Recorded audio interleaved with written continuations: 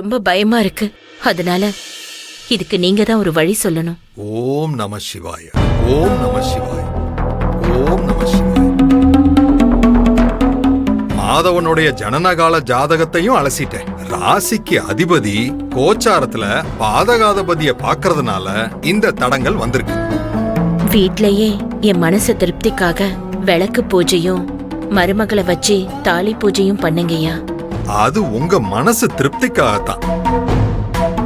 இந்த வீட்டினுடைய மனை அமைப்பு படி கிரகலட்சுமியால கூட பிரச்சனை வரலாம்.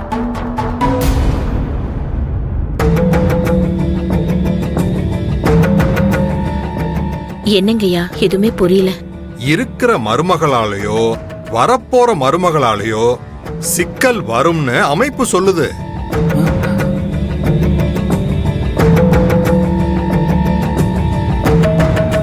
பயமுறுத்துட்டே இருக்கீங்களே, இதுதான் உங்க தொழிலா? இங்க பாருங்க, கொஞ்சம் பேசாம இருங்க.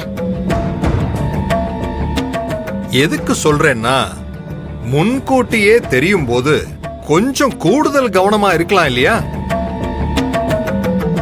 எல்லாம் அமோகமா இருக்குன்னு சொல்லிட்டு நான் பாட்டுக்கு தட்சணையா வாங்கிட்டு போனா எனக்கு எந்த நஷ்டமும் இல்ல.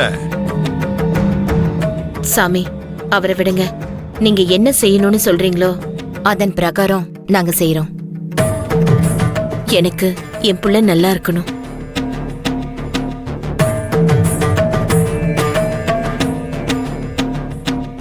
கஷ்டம் தெரியாம 3 பேரையும் வளர்த்த பெரியவன் கல்யாணத்துக்கு அப்புறம்தான் கொஞ்சம் கொஞ்சமா கஷ்ட காலம் ஆரம்பிச்சது.